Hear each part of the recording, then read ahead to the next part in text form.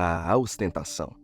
Antes restrita à nobreza e aos magnatas, hoje em dia qualquer um com um celular e acesso à internet pode exibir seus luxos fúteis nas redes sociais. Mas como sempre, há exceções à regra. Enquanto alguns bilionários parecem ter nascido para os holofotes, outros preferem uma vida discreta, longe dos flashes e do burburinho da fama. Seria modéstia? Ou será que eles têm alguns segredos escondidos em seus cofres de ouro? É o caso da família Quandt, a poderosa dinastia alemã por trás da BMW. Essa turma é tão rica que poderia comprar um país pequeno, mas prefere viver nas sombras, como se a fortuna fosse um segredo de Estado. Afinal, quem quer revelar a origem duvidosa de tanto dinheiro, não é mesmo?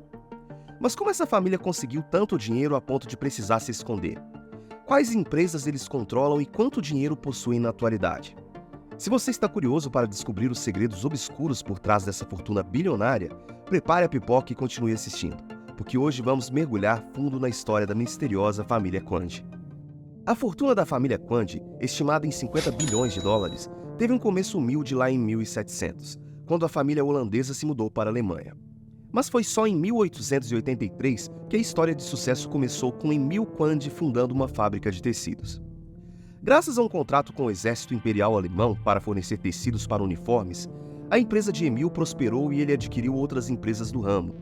Esse contrato não só encheu os bolsos da família, como também abriu portas para uma relação cada vez mais próxima com o governo. O fundador da dinastia Quandt até que se esforçou, mas foi seu filho e sucessor, Gunther, que transformou a família em verdadeiros tubarões do capitalismo.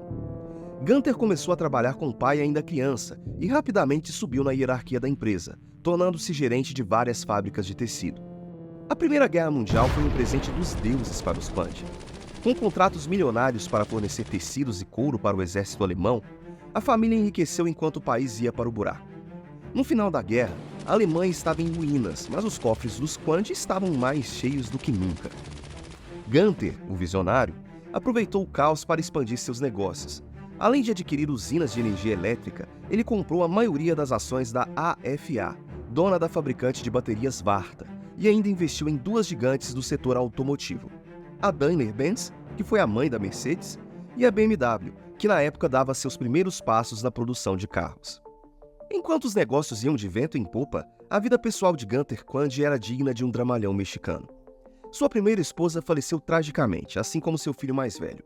Mas não demorou muito para ele encontrar um novo amor: Magda Ritschl, uma jovem com metade de sua idade. Dessa união nasceu Harold, que mais tarde seria praticamente criado pelo padrasto. E adivinha quem era o padrasto? Joseph Goebbels. Sim, o famigerado ministro da propaganda nazista. Que família eclética, não? Apesar de alguns rumores de tensão entre Goebbels e Gunther, isso não impediu o empresário de se aproximar do governo de Hitler. Afinal, negócios são negócios, né? Gunther e seu filho Herbert se filiaram ao partido nazista enquanto Harald servia bravamente nas forças armadas alemãs durante a Segunda Guerra Mundial. A relação dos Quandt com o regime nazista ia muito além de um aperto de mão e um sorriso forçado para a foto. Gunther, o patriarca, foi nomeado nada menos que líder da economia militar pelo próprio Hitler. Mas as contribuições da família para o regime não pararam por aí. Com a Segunda Guerra Mundial, os Quandt expandiram seus negócios para além dos tecidos, fornecendo ao exército alemão armas, munições e até baterias para submarinos e mísseis, uma verdadeira loja de departamentos para a guerra. Temos que reconhecer que negociar com governos e fornecer armas e equipamentos militares é, digamos, uma prática comum no mundo dos negócios. Muitos empresários enriqueceram com isso, mas a família Quandt levou essa relação a outro nível. Segundo The New York Times, a família se aproveitou da perseguição aos judeus para comprar empresas a preço de banana. E não para por aí. As empresas dos Quandt teriam escravizado mais de 57 mil pessoas em trabalho forçado. E o próprio Herbert Quandt, o filhinho do papai, teria se envolvido na construção de um campo de concentração na Polônia. Que família solidária, né? Com a derrota nazista e a Alemanha em frangalhos, era de se esperar que os Quandt e outras dinastias que apoiaram Hitler pagassem por seus crimes, certo? Errado. Gunther Quandt, o chefão da família, foi preso em 1946, mas 2 anos depois já estava livre, leve e solto para continuar seus negócios.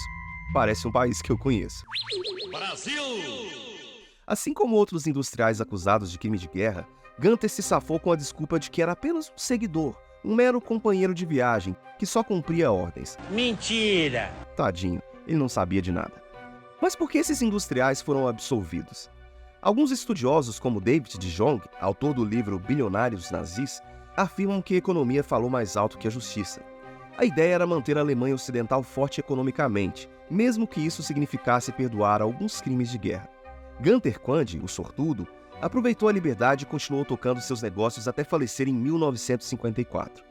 Seus filhos, Herbert e Harald, assumiram o império e dividiram as áreas de atuação.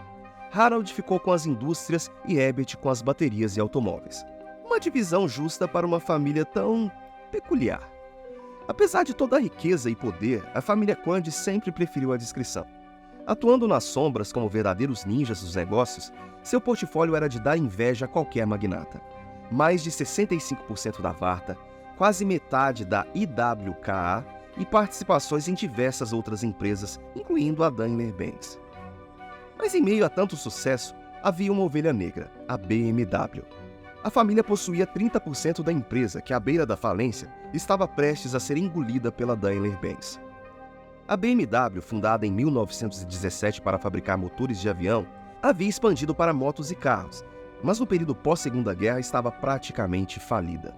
Mas Herbert, o visionário, ou talvez teimoso, decidiu apostar na BMW, aumentando sua participação para 50% e assumindo a dívida. Uma jogada arriscada, digna de um apostador compulsivo de tigrinho. A aposta de Herbert na BMW, que parecia mais um delírio de um milionário entediado, logo se mostrou um golpe de mestre. A BMW ressurgiu das cinzas como uma fênix capitalista, surfando na onda do crescimento econômico da Alemanha e da recuperação do mercado automobilístico europeu.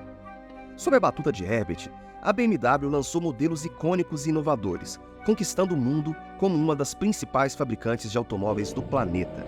Mas não pense que a família se acomodou. Herbert, com seu faro apurado para negócios, continuou investindo em empresas promissoras, expandindo o Império Quandt e garantindo que a família continuasse nadando em dinheiro. A BMW pode ter sido a joia da coroa, mas as outras empresas do Império Quandt também não ficaram para trás. A Varta, por exemplo, virou a rainha das baterias, dominando o mercado automotivo e de eletrônicos. E a família, sempre com um olho no futuro, expandiu seus investimentos para outras áreas, como química, farmácia e finanças. Mas nem todo o dinheiro do mundo apaga o passado, não é mesmo?